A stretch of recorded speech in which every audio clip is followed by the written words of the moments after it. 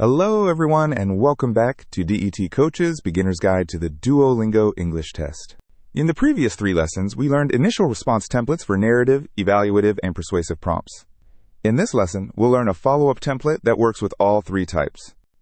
After you submit the initial response, the system gives you a related follow-up question. You have 3 minutes to continue writing, and your initial response remains visible on the screen. The follow-up does not ask you to summarize your initial response or rewrite it with a few different words. Answer the current question first, then add a scenario, action, or result that you did not develop in the initial response. We'll continue with the all ages activity prompt from the previous lesson. The initial response recommended community gardening. The follow-up question is, how does this activity bring people of different age groups together? The question asks how this activity brings people of different ages together. The first sentence should answer the question directly by stating that mechanism. Community gardening brings people of different age groups together by giving them one shared goal. The phrase giving them one shared goal answers how. You now only need to make this mechanism more specific.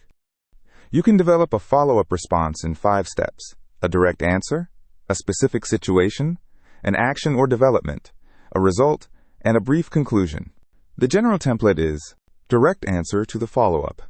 The clearest way to understand this point is to look at its effect in a specific situation. When, specific situation, action or development. As a result or effect. Taken together, these details support the conclusion that, short conclusion. The first slot must answer the follow-up in front of you. The situation, action, and results add new information, and the final sentence returns to the follow-up. Now fill all 5 slots and listen to the complete follow-up response.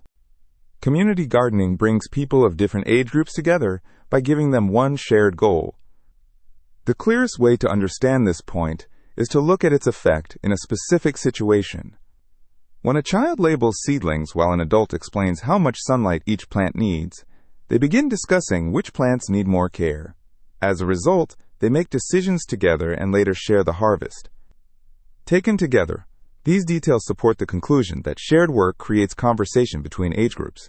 The response first explains the mechanism, then develops it through labeling seedlings, discussing plant care, making decisions together, and sharing the harvest. Every sentence helps answer how people of different ages interact. Now consider a narrative prompt. The follow-up to the community book drive experience asks you to describe one challenge the team faced and how you responded. The complete response is now displayed on the screen. It still follows the same 5 steps.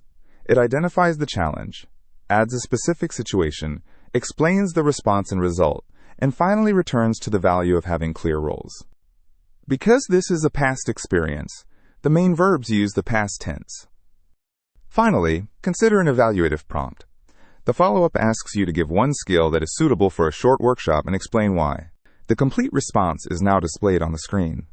The first sentence gives a specific skill, and the rest explains why it suits a short workshop through an in-person demonstration, repeated practice, and immediate correction.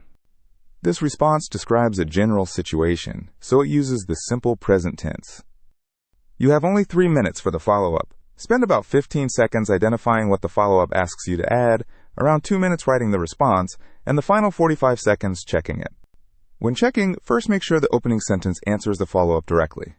Then confirm that the body adds new information that was not developed in the initial response. Next, check that the verb tense is consistent and the subjects agree with their verbs.